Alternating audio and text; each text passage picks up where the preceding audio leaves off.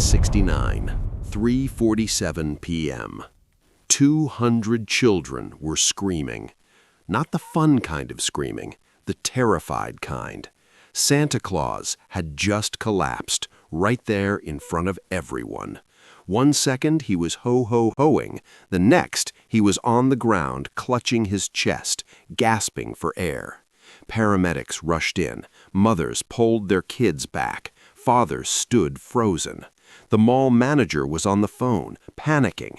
"We need another Santa now! We have 200 kids in line!"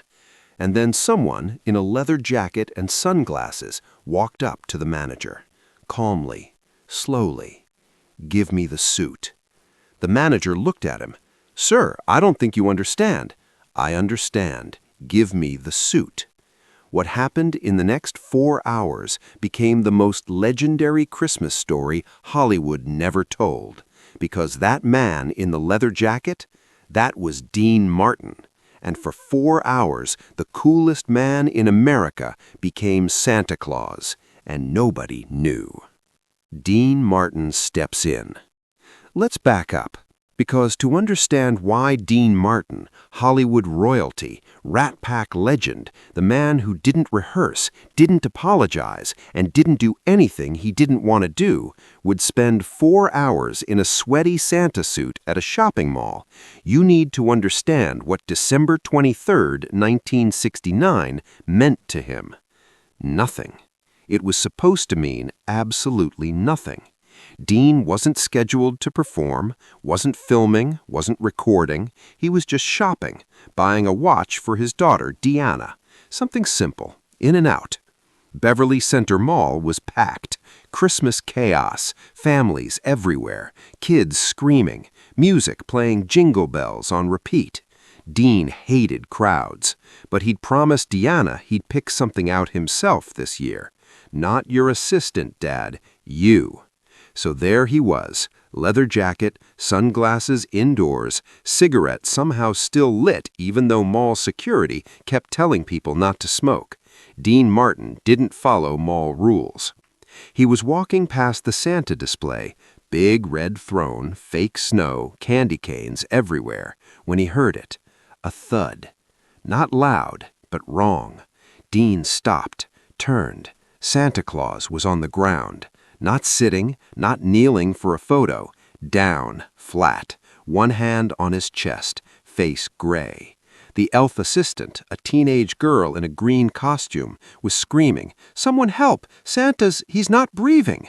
Parents rushed forward. Someone yelled for a doctor. A security guard radioed for paramedics. Dean stood 20 feet away, watching. The kids in line, 200 of them, snaking through the second floor, started crying. Not all at once, slowly. One kid would start, then another, until the whole mall sounded like a choir of broken hearts. "Is Santa dead? Mommy, what's wrong with Santa? Why are they taking him away?" The paramedics arrived in 4 minutes, fast, professional. They worked on Santa right there. Chest compressions, oxygen mask, then loaded him onto a stretcher. The mall manager, a bald man in his 50s named Richard, was sweating through his shirt. He was on the phone with corporate. "I don't care if you have to drive him from San Diego. We need another Santa in the next 10 minutes or this entire mall is going to riot." The elf assistant was sitting on the floor, crying. The photographer who'd been taking Santa photos was packing up his camera. "I'm not sticking around for this." And the kids. God, the kids. Some were still in line, clutching their lists, asking their parents if Santa was okay. Others had already left, dragged away by embarrassed mothers who didn't know how to explain what they'd just seen. Dean stood there, cigarette burning down to his fingers. He thought about leaving. This wasn't his problem. He didn't work here. He didn't owe these people anything.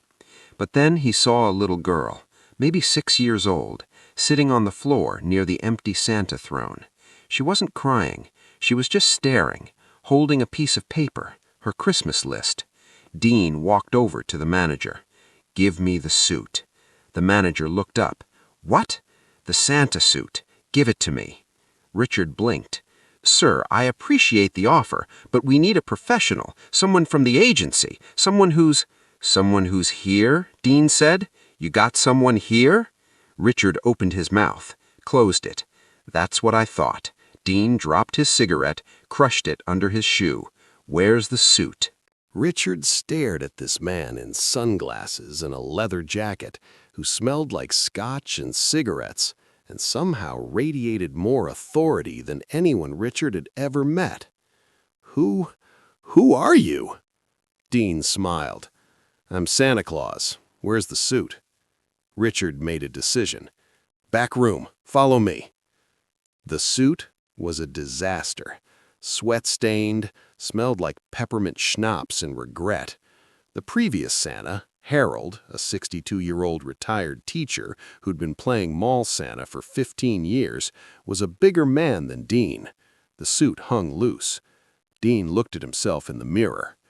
Red velvet, white fur trim, fake beard that itched immediately. He looked ridiculous. The elf assistant, her name was Jennifer, peeked in. Are you sure about this? Dean adjusted the beard. Kid, I've worn worse costumes in worse movies for worse money. I'll be fine. Do you know how to be Santa? Dean looked at her. What's there to know? Well, you have to laugh. Ho, ho, ho! You have to ask them what they want for Christmas. You have to... Dean held up a hand. I got it. Just bring him in. Jennifer hesitated. Sir, what's your name for the paperwork? Dean thought for a second. Nick. Call me Nick. Dean walked out to the throne. The crowd that had been dispersing stopped, turned, stared. A new Santa, taller than the last one, thinner. Something different about the way he moved. Not jolly, smooth. Dean sat down on the throne, adjusted the beard, looked at the line of kids. All right, he said. His voice was Dean Martin, smooth, calm, that slightly amused tone that made everything sound like he was in on a joke you hadn't heard yet. But nobody recognized it, because nobody expected Dean Martin to be sitting on a mall Santa throne in Beverly Hills. Jennifer the elf whispered, You have to say ho, ho, ho. Dean looked at her, sighed. Ho, ho, ho.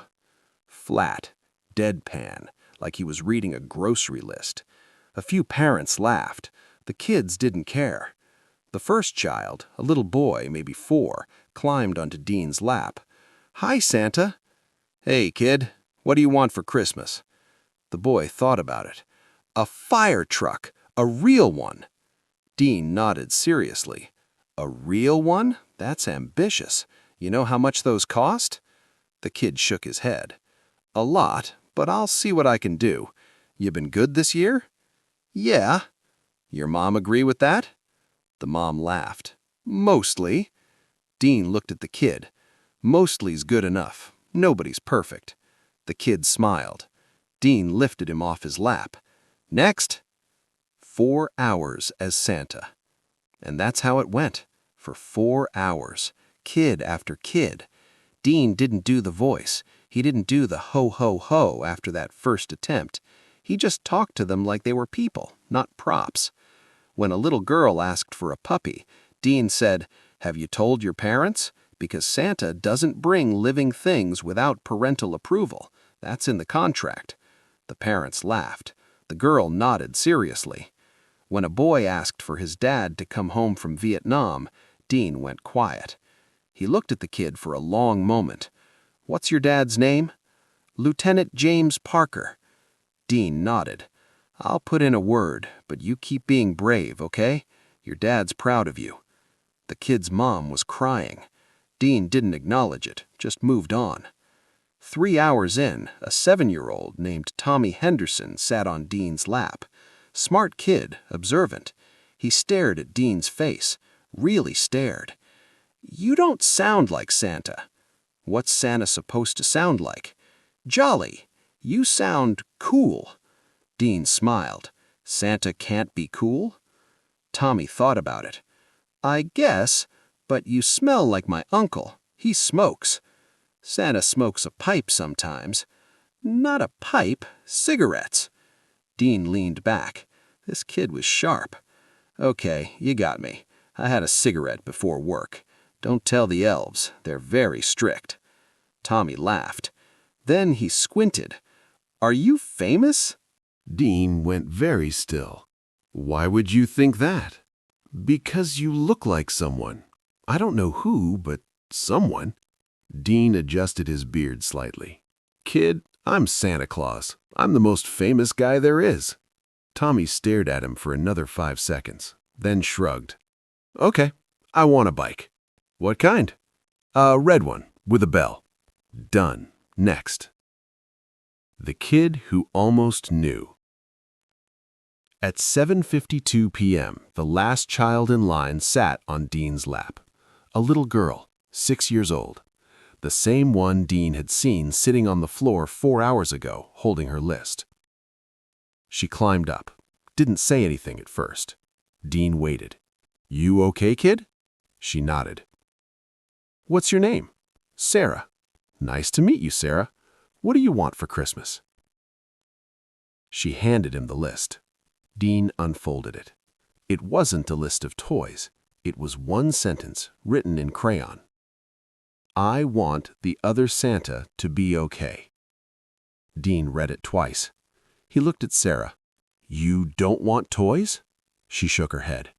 I like toys, but Santa was nice, and he looked really sick. I just want him to be okay. Dean felt something crack in his chest. He'd played 1,000 stages, performed for presidents and criminals and movie stars. He'd sung to crowds of 10,000 people without feeling a thing. But this 6-year-old girl asking for a stranger to be okay? That got him. Dean cleared his throat. Sarah, I got some good news for you. You do? Yeah, the other Santa, his name's Harold. He's gonna be fine. The doctors took good care of him. He's resting, and he'll be back next year. Really? Really. Sarah smiled. A real smile. That's good. That's really good. You're a good kid, Sarah. You know that? She shrugged. My mom says I think about other people too much. Your mom's wrong. You think about other people exactly the right amount. Sarah hugged him, fast, tight. Then she hopped off his lap and ran to her mother. Dean sat there for a moment, alone on the Santa throne. He took a deep breath. Jennifer, the elf, walked over. That was the last one. Dean stood up. His back hurt, his legs hurt, the beard had given him a rash. Where do I put the suit? Back room. But, Mr. Nick. Yeah? That was incredible. You were amazing. I just talked to them. No, you listened. That's different. Dean walked to the back room, took off the suit, hung it up carefully. Richard, the manager, came in. Sir, I don't know how to thank you. You saved us. What's your name? For payroll. We'll pay you for the full shift. Don't worry about it. Dean put his leather jacket back on, sunglasses, lit a cigarette. Merry Christmas. And he walked out. Richard ran after him. Wait, at least let me get your contact information. Dean was already halfway across the parking lot. Richard stopped, watched him go. And then Richard realized something. The way the man walked, the voice, the face. Oh my God. 30 years later. The story didn't come out for 30 years. Richard told people, but nobody believed him. Dean Martin played Santa at your mall? Sure, buddy. But in 1995, when Dean died, Richard went to the funeral, brought a photo, the only photo from that night. Grainy, taken by Jennifer the elf with a disposable camera. Dean in the Santa suit, beard slightly crooked, cigarette somehow visible under the white mustache. Dean's daughter, Deanna, saw the photo. Where did you get this? Richard told the story. Deanna cried. That's the watch, the one he bought me that year. He came home so late I thought he forgot. He didn't forget. He was saving Christmas. Harold, the original Santa, survived. He retired after that year, too scared to do it again. But he wrote Dean a letter. Never sent it, found in his belongings after he died in 2003. Dear Mr. Martin, I heard what you did. I heard you stepped in when I went down. I don't know if you'll ever read this, but thank you. Not for replacing me, for showing those kids that Santa doesn't quit. Even when Santa's heart gives out, someone steps up. That's the real magic. You didn't have to, but you did. That's what makes you more than a star. That makes you Santa. Harold. Dean Martin didn't play Santa because he loved Christmas. He played Santa because 200 kids needed Santa.